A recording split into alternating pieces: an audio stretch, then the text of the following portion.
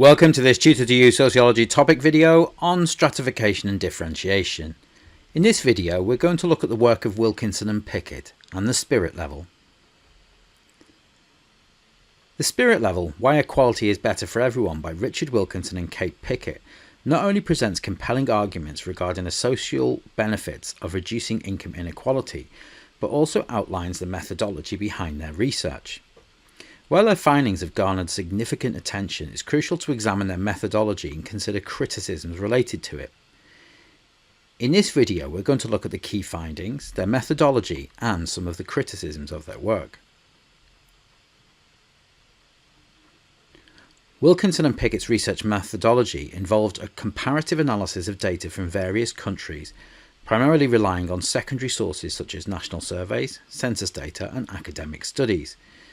They employed statistical methods to measure income inequality using metrics like the Gini coefficient and examined its relationship to a wide range of social outcomes including health, crime, education and social trust.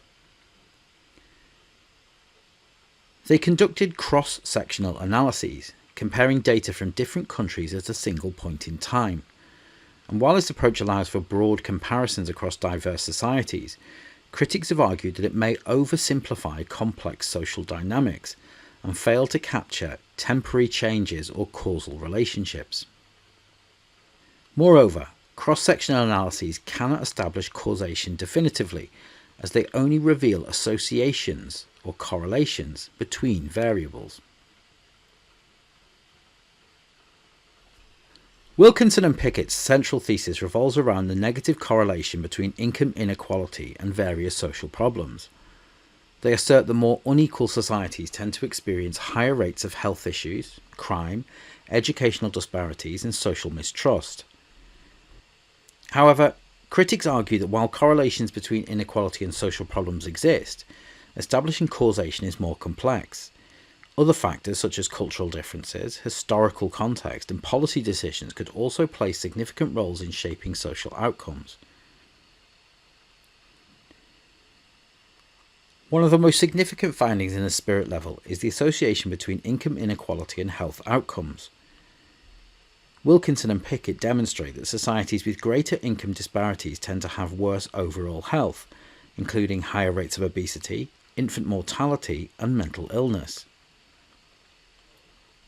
However, critics point out that while income inequality may contribute to health disparities, it's just one of many determinants of health.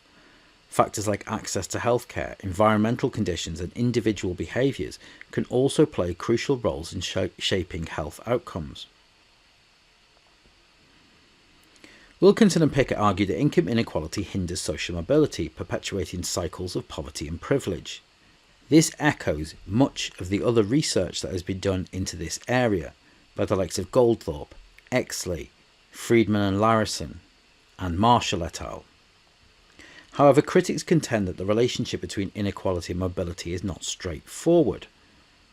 Some studies suggest that while higher levels of inequality can indeed impede mobility, moderate levels may not have as significant an impact.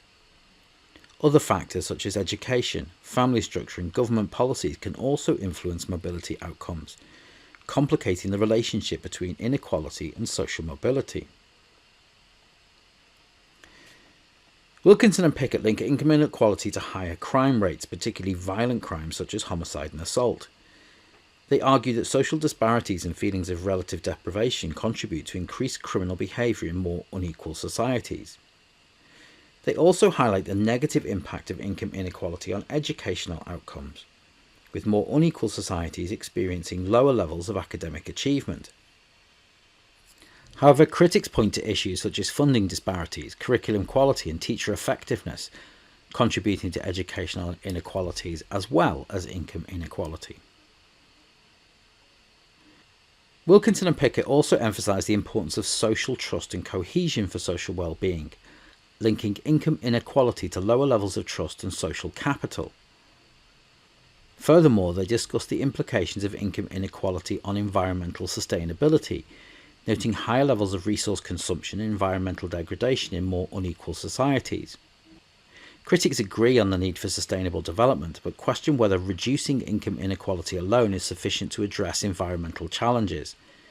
They argue for a broader approach that considers systemic factors such as consumerism, industrial practices, and the global economic structure.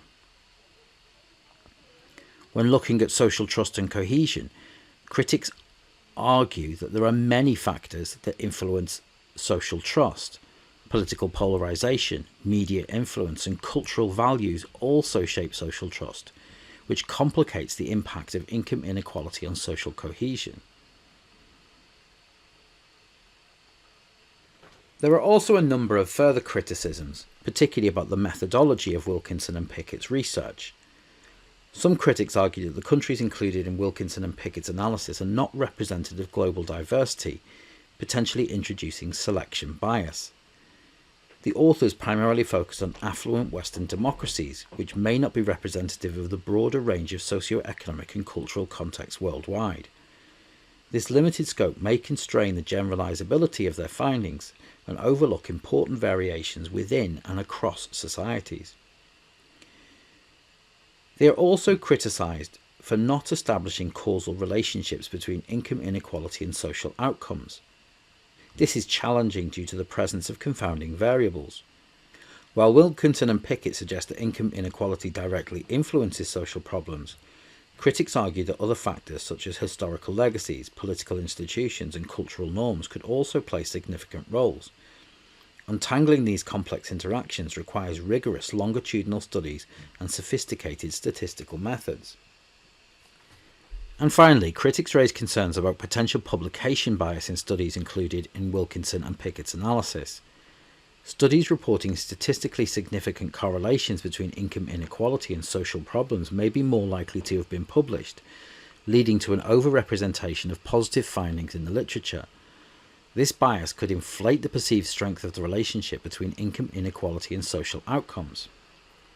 Despite these methodological considerations and criticism, the spirit level remains a thought-provoking contribution to the discussion on income inequality and its social consequences. That concludes this Tutor to You sociology topic video on stratification and differentiation, focusing on the work of Wilkinson and Pickett and the spirit level. Thanks for watching.